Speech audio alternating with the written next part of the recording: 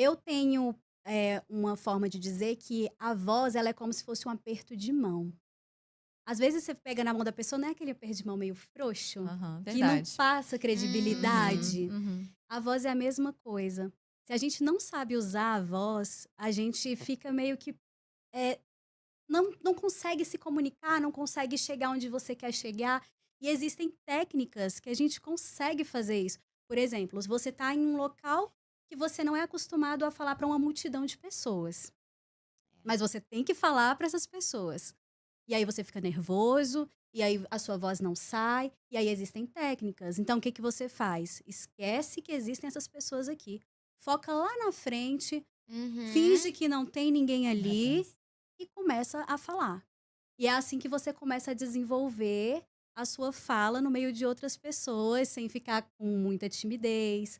Porque, assim, eu também ainda me incomodo. Por exemplo, se alguém está assistindo vídeo meu perto, eu morro de vergonha, Ah, né? Eu Uhum, fico com uhum. vergonha de ver outras pessoas vendo meus conteúdos eu perto entendo de mim. isso. E eu trabalho com a voz há muitos anos. Então é muito difícil. Então o poder da sua voz é porque você realmente tem o poder na sua voz. Você só Uhum. tem que saber usar. E não precisa ser uma voz bonita. Você não precisa ter uma voz perfeita. Você só tem que saber como conversar. Respiração. É mais ou menos a mesma questão de música. Respiração, a calma, a tranquilidade para falar. Não atropelar a outra pessoa quando ela está falando. Né? Então, esses são pequenos passos. E uma forma de você exercitar isso é lendo. E lendo em voz alta. Sim. Pode ser aquela técnica do espelho, fica na frente do espelho e faça a leitura. Eu acredito que a minha desenvoltura com fala vem da leitura que eu Sim. faço desde quando eu era criança, né, que eu gosto bastante Sim. de ler. E que também é a parte da escrita, Uhum. né? Por exemplo, para os casamentos, que a gente vai falar mais na frente, eu escrevo. Então também veio disso. Então, quando a gente exercita escrita e voz, a gente consegue uma combinação perfeita.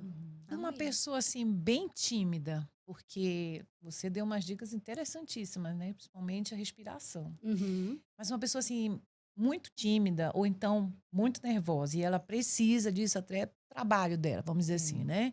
Como é que fica? Isso acontece até com a gente, né? Sim. Eu fico bastante nervosa até hoje, quase sempre, quando eu vou fazer qualquer coisa, eu sempre começo ali um pouco mais nervosa. E depois a gente vai se soltando. Quando a pessoa é tímida, ela já vem retraída desde aí. Então, Uhum. a gente tem realmente que fazer um trabalho primeiro corporal.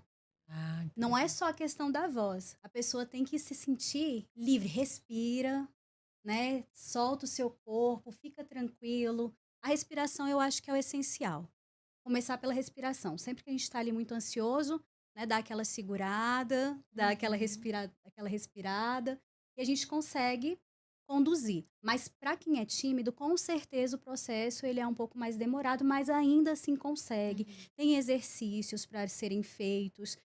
A prática, com o tempo, a pessoa já não está mais se importando tanto com o que as outras pessoas vão pensar, porque a gente se preocupa mais com o que as pessoas vão pensar do que como nós realmente estamos falando, Uhum. né.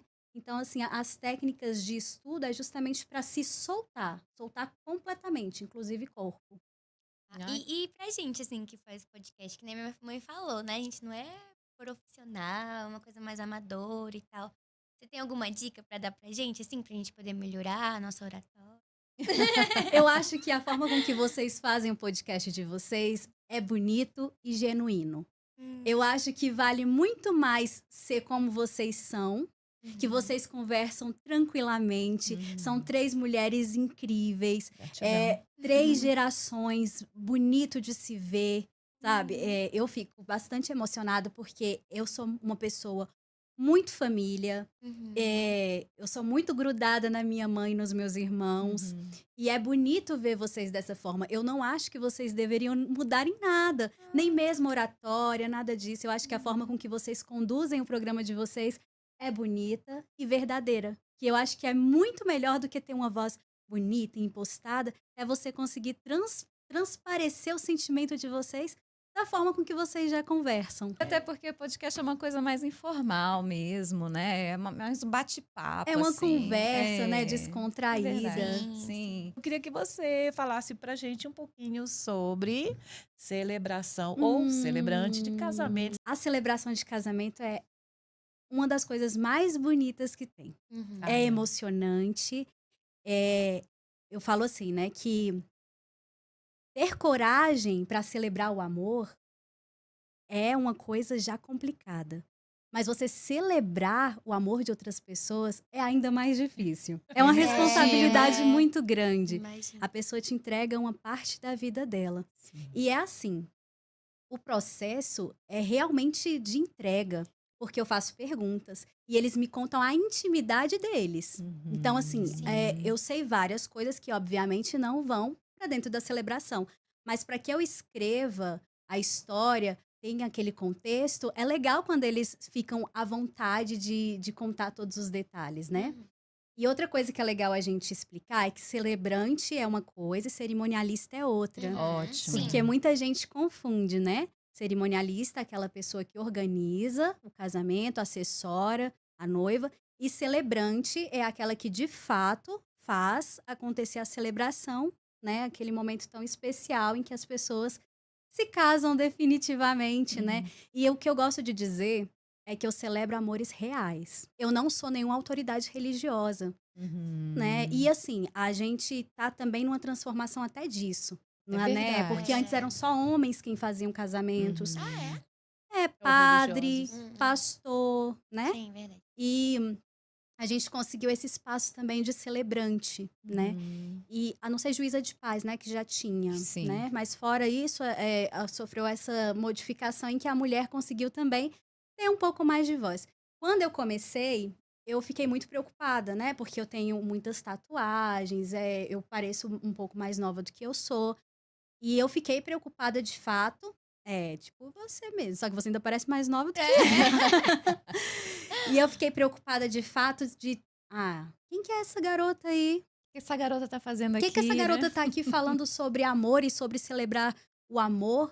O Mas que ela quando- entende de alguma coisa de celebrar o amor? Só que o que acontece é que eu sou só porta-voz da história do casal. Eu não tô impondo nada da minha parte. Mas eu gosto de celebrar amores reais. Aquele tem dias que a gente não tá legal, tem dias que a gente briga, tem dias que a gente tá com cólica, tem aquele relacionamento que não é 100% perfeito, né? Mas é isso que é bonito no amor, é a imperfeição.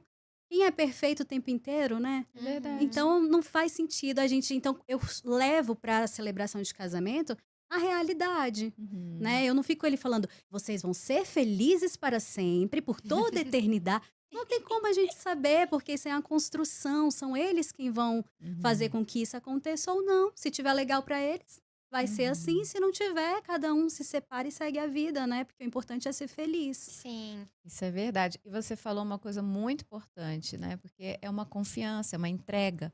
Você não entrega assim a sua vida, a sua história para quem você não confia. Eu choro quase Sim. sempre. É, E né? assim, não conheço, né? E mesmo assim eu me emociono. Que nem eu É te igual- falei, eu nem conhecia vocês direito, eu ainda tava começando a conhecer a família do Neto e eu lá, ai meu Deus. Agora, o da Aí minha eles irmã, eu tava falando pra Lorena, eu tive que tomar um remedinho pra acalmar ali a ansiedade. E assim, foi o pontapé inicial, né? Ela queria casar na igreja, mas meu pai tinha falecido. E o sonho dela era entrar com meu pai na igreja. E ela não queria mais nem casar. Ela falou, não vou mais casar, porque o meu sonho era entrar com meu pai. Sim. Falei, não, você vai casar sim? Meu pai ia querer que você casasse. Então, eu, meu irmão, minha mãe, ficamos incentivando. Falou, não, você tem que casar, é uma coisa que você queria muito. Aí ela falou, então, não vou casar na igreja, porque não quero entrar sozinha, sem o meu pai. E a gente foi atrás de organizar o casamento dela. Nesse processo de organizar o casamento dela, foi que eu descobri a profissão de celebrante. Porque eu não tinha nem ideia que era uma profissão. E aí eu falei pra ela, eu acho que eu consigo fazer o seu casamento. E ela falou, Foi a primeira vez, então, que você fez. Gente. Aí ela falou assim, não, eu não sei, porque eu queria você como madrinha e tudo mais. E a gente ficou nesse impasse durante um tempo. Aí eu falei, decide logo, se você quer que eu faça ou não, sua celebração. Aí ela falou, não, eu quero que você faça. Aí eu fiz o texto deles e tudo mais, e foi o pontapé inicial, mas eu estava bastante nervosa, bastante. E dali em diante, realmente eu fiz da celebração a minha profissão. Uhum.